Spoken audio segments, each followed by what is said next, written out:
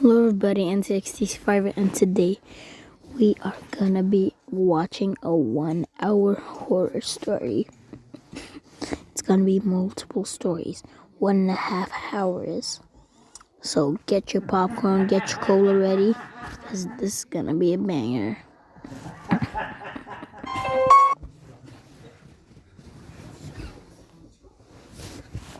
Okay, I'm gonna be right back, guys. Okay guys, I'm back. Get your snacks ready, because it's gonna be a long video and a long horror good night.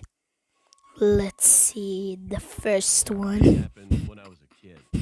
I was in the 5th grade when my friend, let's call him Ethan, invited me over to his place. He lived right by the ocean, and if you walked through the forest for half a mile, you'd reach a nice beach with a diving board.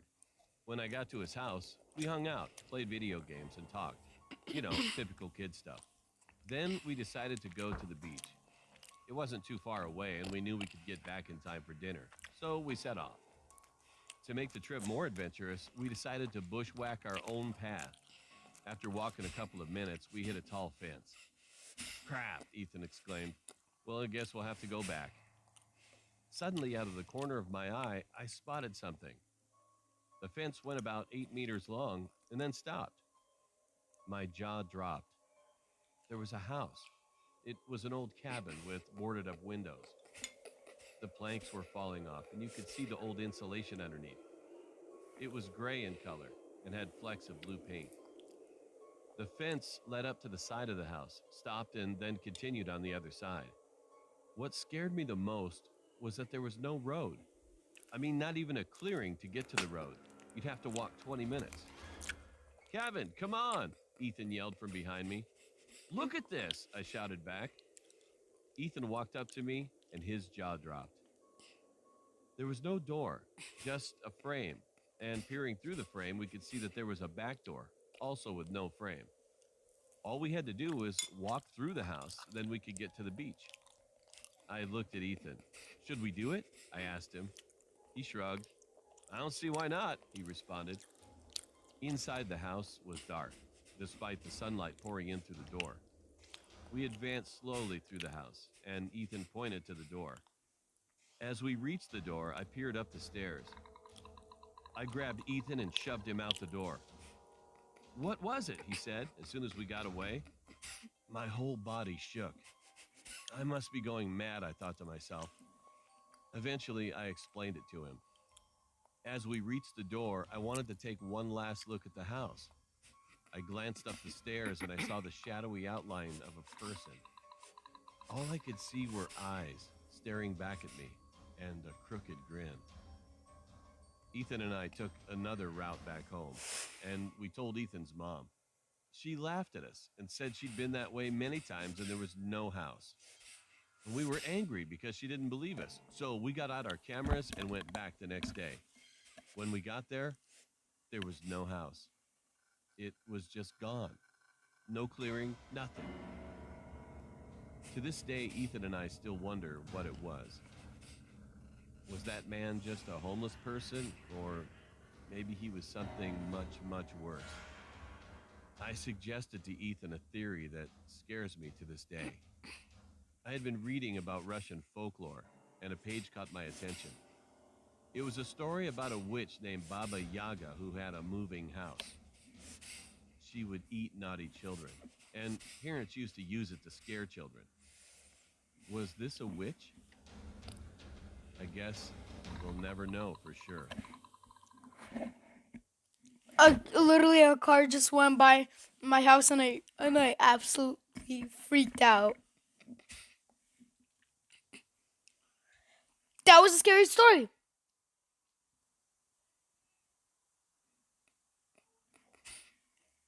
I'll give it a 6 out of 10.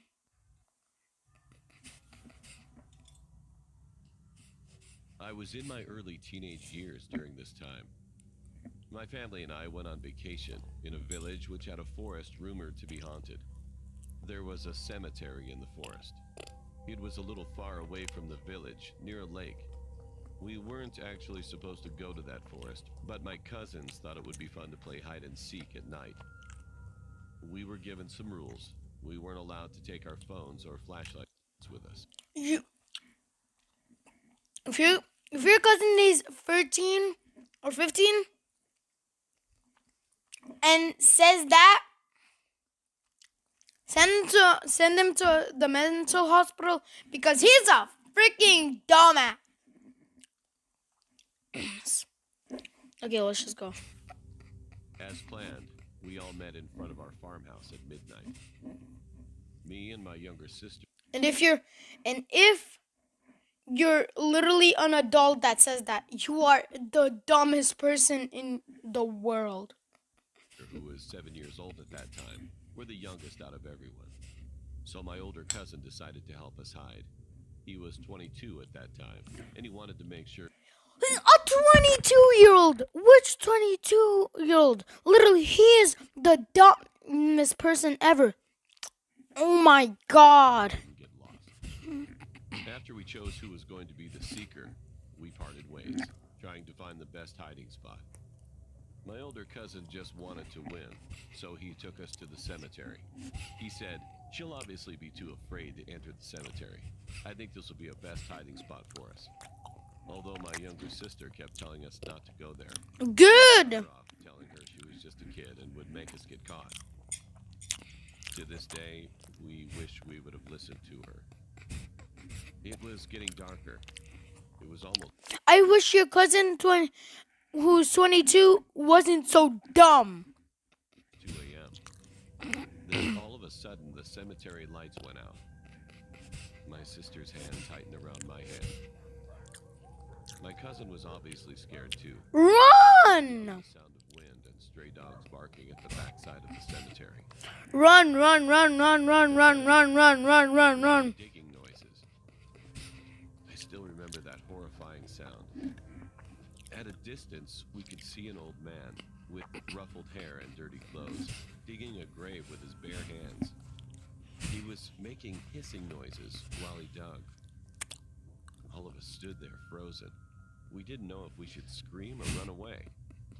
My cousin held our hands and started to slowly lead us to the entrance, trying not to make any noise. He whispered, "We have to get out of here." My sister was almost on the verge of crying. But to ruin everything, I stepped on a broken branch, making a loud noise. The stranger shot up his head toward our direction, and his lips curved in a creepy smile. "Run!" my cousin yelled, quickly picking up my sister and running away as I followed closely behind them. Thankfully, the man was weak and couldn't run any faster. He stopped at the middle of the cemetery staring at us with his hazel eyes. A few days later, we found out that the man had been caught by the police. He was a criminal who dug up dead bodies, stored drugs in them, and sent them off to other nations to sell drugs. He was caught once, but successfully escaped. If he wasn't so old and weak, I'm afraid that we might have ended up being a couple of dead bodies, too.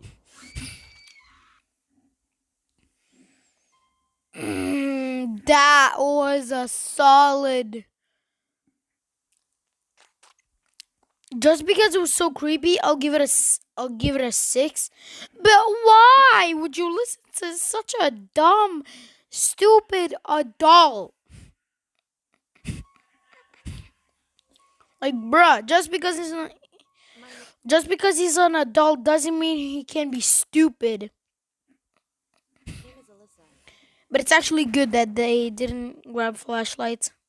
And I'm 15. A few months ago, something strange happened to me.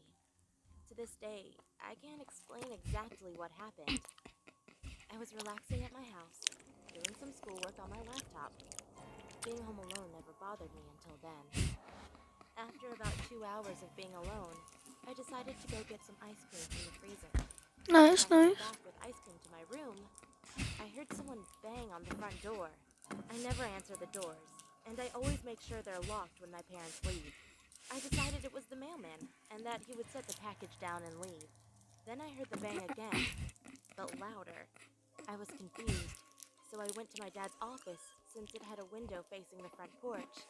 The second I grabbed the door handle of his office, my parents' bedroom door slammed shut right next to me. I screamed. Our air conditioning was broken at the time, so there was no way it could have been the air. I looked at the door, ran to the other side of the house, and called my mom to see if she was expecting anyone over. "No, Alyssa," she said. And those two words made my heart beat faster than it ever has. My phone disconnected, and I started hearing footsteps coming towards me from down the hallway. I ran and hid behind a door in our living room. I knew I'd be out of sight, since I used to hide there as a child. I called my close friend Emily, who always knew how to calm me down in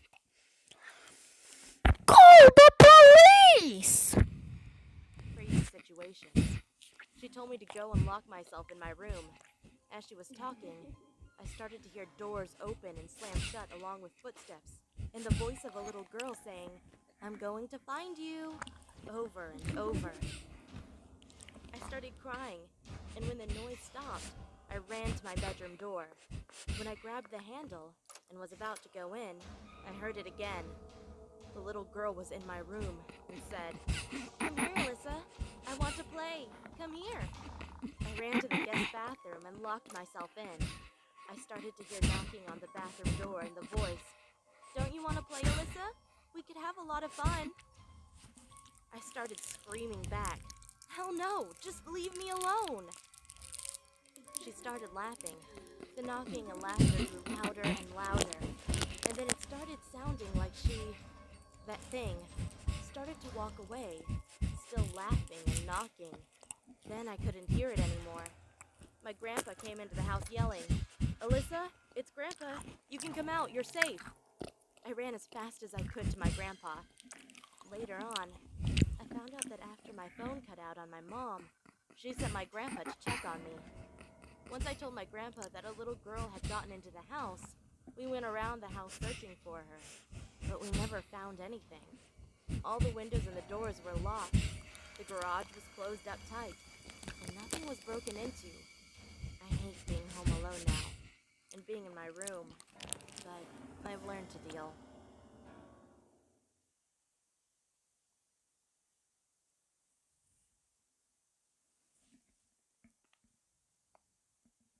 She's a demon!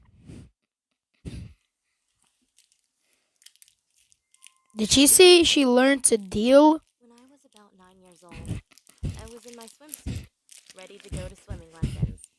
My brother and I had made a pillow fort, and it was still there from the night before. I had crawled underneath the coffee table, where a blanket went over it, blocking Coffee out the table. outside world. I have no idea why I No. stuck my foot outside of the blanket, but I did. A dark black sock crawled creepily towards my foot. It's a snake! I slid over it. It's a The snake! sock was cold, and I felt odd. I recognized the sock. It looked just like the one my mom had. I called out my mom's name and my brother's name, but there was no response, only silence. I walked to the window, but when I looked out, there was nothing out of the ordinary.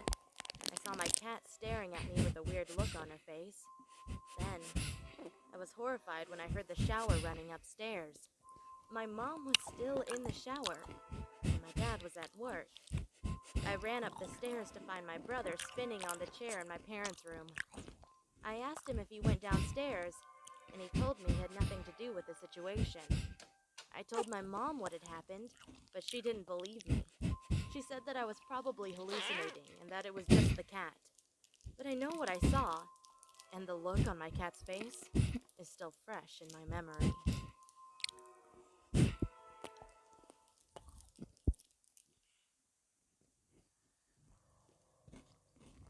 Damn! I'm 24, and this happened 5 years ago when I was 19. I was conducting an online transaction on a site called Alks, which is similar to Craigslist. It's an online app where you can see items being sold by random strangers, and all you have to do is make a call and meet up. I was looking for a cheap sweater for my trip to Japan the following week. After several minutes of scrolling, Ooh, nice. I came across an ad with exactly what I was looking for. A Korean-style female fur sweater for just 300 pesos, about $6. It was perfect. I thought 300. I thought $300 was an actual scam. You with it? The meetup point was at the LRT train station at 8 p.m. because the seller was too busy at work. I decided, what the heck? It's a public place anyway.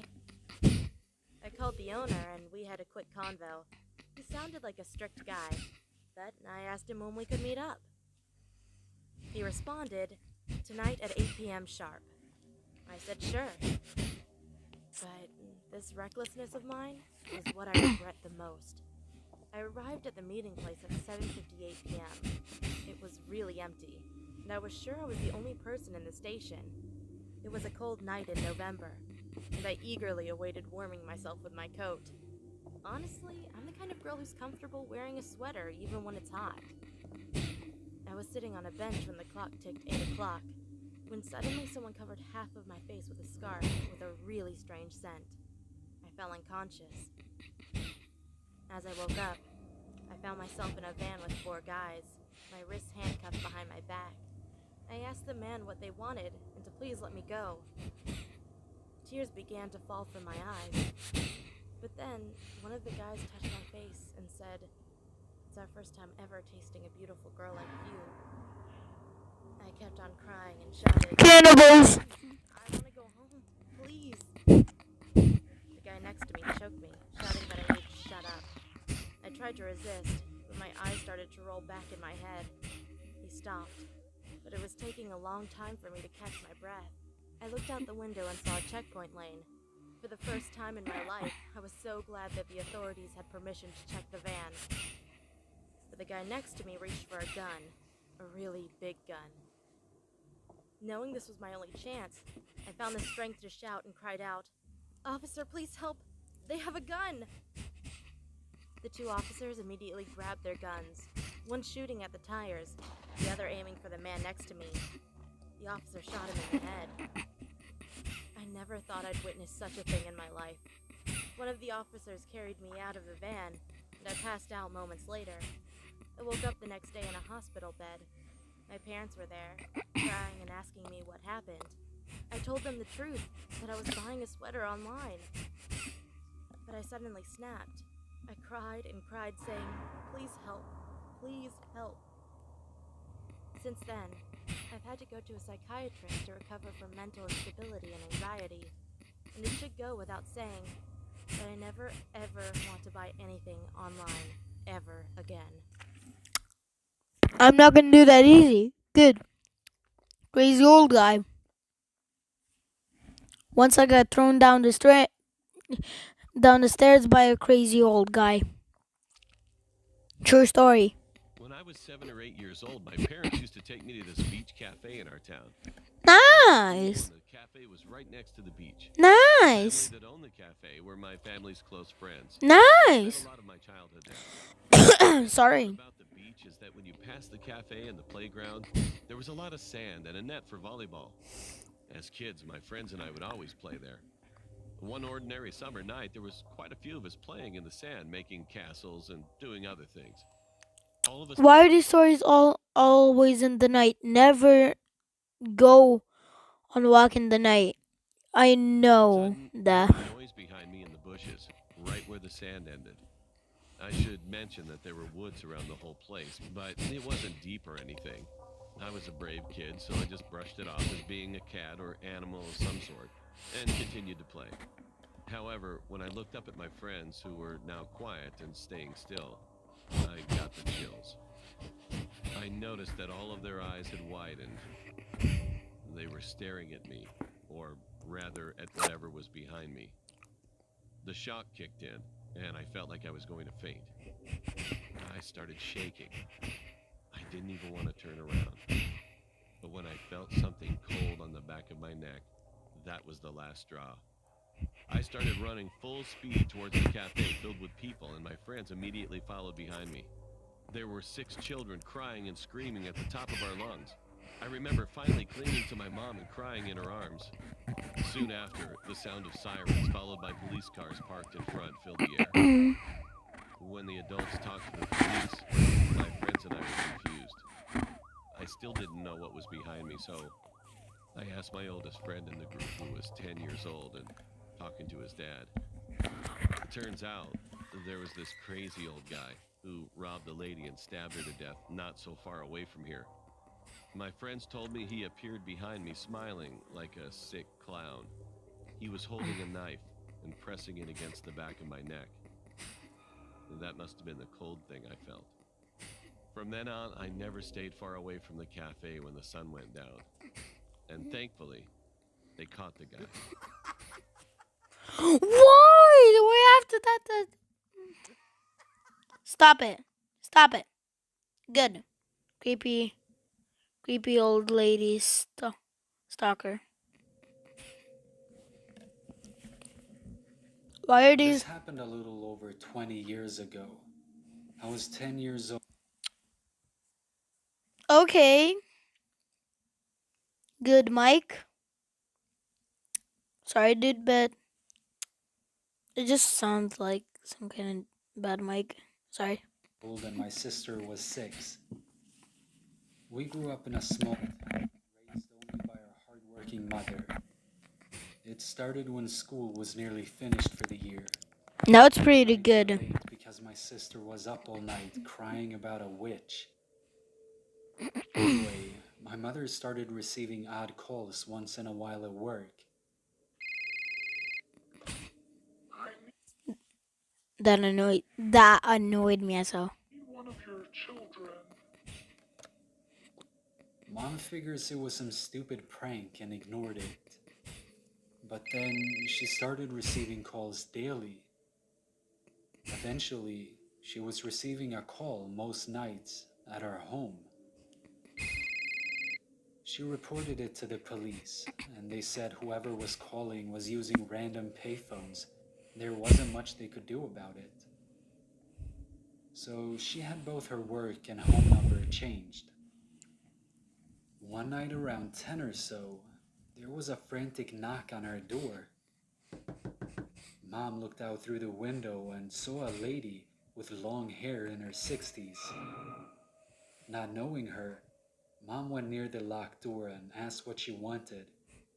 The lady asked if she could come inside because she was in a car accident. Mom said she would call the police for her and told her to wait outside. There was a pause. Wait, guys. Okay, I'm back. Mom thought this was strange and started walking to the phone. Immediately again, a banging on the door. Mom ran to the phone and looked out the window to see the lady staring at her. She coldly said, Dorothy Margaret, I want one of your children. Dorothy Margaret, I want one of your children. She kept repeating it until Mom noticed flashing lights of police approaching, and she left. The police searched everywhere and kept a car outside each night for a week. Nothing. A few weeks later, summer finally started and my sister wasn't having the nightmares anymore about the witch. We were at one of my baseball games and my mother was talking to a teacher at my sister's school and telling her what happened. The teacher said, Oh, it sounds like your stepmother. Mom looked back confused and said she doesn't have a stepmother. The teacher's face turned white. A while ago, a lady in her 60s would come watch the children play at lunch. She said she was my mother's stepmom and liked to watch my sister at lunch. She reported it again to the police and they checked camera footage. Sure enough, on a faraway park bench, there was an old lady most lunchtimes. They noticed she was always coming from the woods, so the police did a search and found an old shanty shack type of place. It had old blankets and a fire pit, and it had pictures she had drawn of us. That was the last time we ever heard of her. When summer was ending, my sister started having the nightmares of the witch again. Mom asked why she was getting scared again, and she said, Because she comes to school and watches us. The witch was the old lady.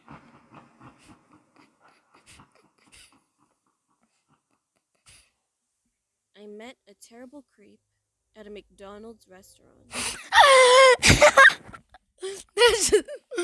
Whenever you see something creepy, but when you end it with a McDonald's restaurant, I would immediately, wow, restroom. Wow, good, good. I'm gonna be right back, guys. Okay, I'm back. Turned on the lights because all these creepy stories are creeping me out. I was running errands with my husband one day when I was 6 months pregnant. The day started out normal as we took the subway together. All of a sudden, I felt nauseous and I could feel that I had to vomit immediately. I quickly gave my bag to my husband and told him I had to run to the nearest bathroom. I bolted away at the next stop as I could not hold it in any longer. As I exited the underground, I ran into the nearest restaurant, a McDonald's. I hurried to the bathroom, where I passed a middle-aged man who was standing at the entrance of the bathroom. I paid no attention and pushed past him to get in. As I finally arrived to the bathroom, I immediately started puking. I never felt so sick my entire life. That's when the door handle of the bathroom started moving. I quickly pushed the door to keep it closed and yelled that it was busy, but the person on the other side pushed back. As that person managed to push harder, I saw the guy that was at the entrance. He had curly hair. I Lock freaked the out and door, slammed the door lock shut the and started door. yelling for help. The man was insistent and kept trying to get in. I started puking again, so I was left with trying to hold the door with my foot as he kept banging it harder and harder. I continued yelling in the direction of the window of the stall as I heard people saying that there was a girl who needed help. Suddenly, the guy stopped banging the door and everything got quiet. I tried to calm myself down while still holding the door shut just in case. Then I saw curly hair and a hand trying to get me from under the door, which had a pretty large gap.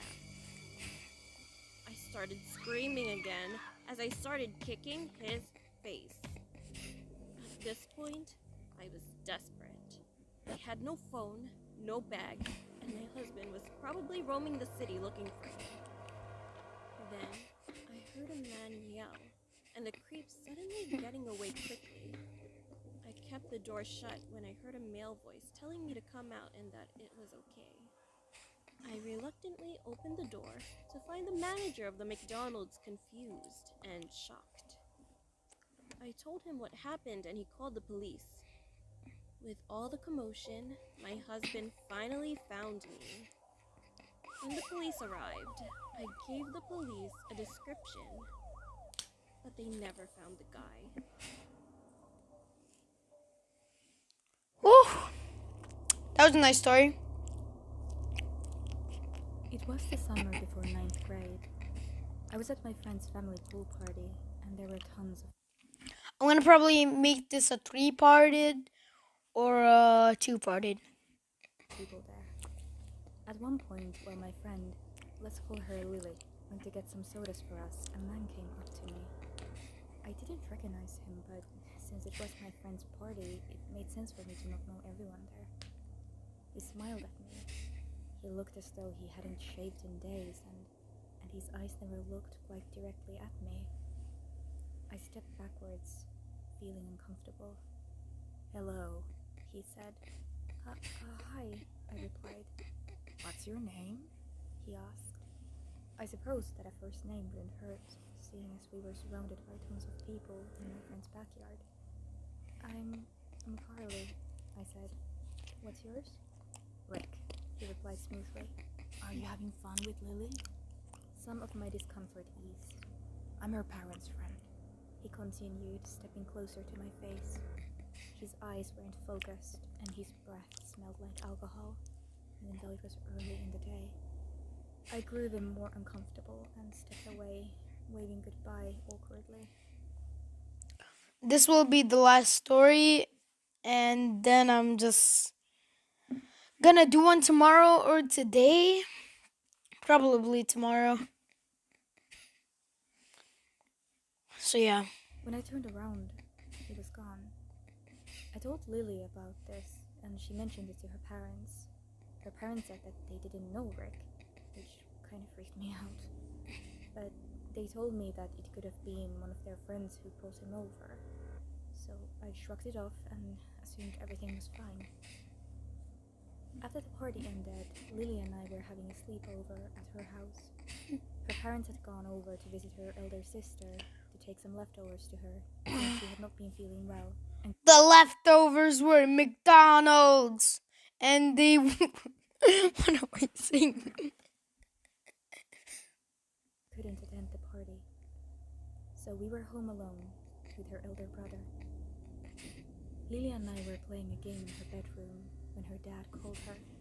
He asked her to please go and turn off the pool lights, since he had forgotten. Lily agreed. I seen this one. I seen this one on TikTok, and it's We creepy. stepped I outside think. into the backyard. I waited on the back porch, reading a text from another friend, while she went to turn off the lights. Once she was finished, we stepped back inside, locking the door, and went back upstairs to continue playing our game. At one point, Lily asked me to make sure the curtains were closed properly, and when I did, I happened to look outside, and I noticed that all the pool lights were on again. Lily? I asked, getting a strange feeling. You turned off the pool lights, right? Yeah, I did, she replied, coming to look. Now there was a figure swimming laps in the pool, even though we couldn't see his face. It's probably just Cody, Lily replied, speaking of her brother. Come on, let's go stare him. We walked down to the pool and slid open the back door. Waiting behind the bushes, we could see the top of his head bobbing in the water. We were going to jump out and scare him at any moment. Then I looked up at one of the windows of the house. The curtains were open. Suddenly, I saw the face of Cody illuminated as he turned on his bedroom lights. I grasped Lily's arm, and we both knew the person in the pool was not, in fact, Cody. We hadn't brought our phones with us in case we would get wet, and if we ran back around, there was a chance the stranger could see us before we got back to the house. We tried to wave to Cody, but he couldn't see us. Suddenly, splashing in the pool stopped. My heart dropped and I could hear each of my panicked heartbeats. A hand suddenly and I screamed, and Lily did as well. I looked up, and there was Rick. His facial expression I will never forget. I've never seen someone with such a pretty smile.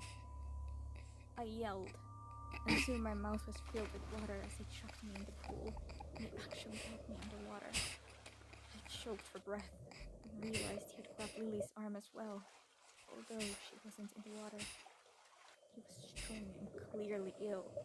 He yelled, "Time to swim!" Somehow Lily managed to kick him in the face hard enough to run away, slamming the door behind her. He continued to hold me, laughing as I flailed for breath. Just as I felt I was about to die, police sirens were heard on the surface. He picked me up and threw me on the ground, breaking my arm. He ran away. The police came and questioned me, but he was never found. I will never forget that moment. I thought I was truly going to die. Nor will I forget those Wait, guys. creepy Okay, I'm back. eyes. From then on, I've been terrified to be outside at night, especially in a pool.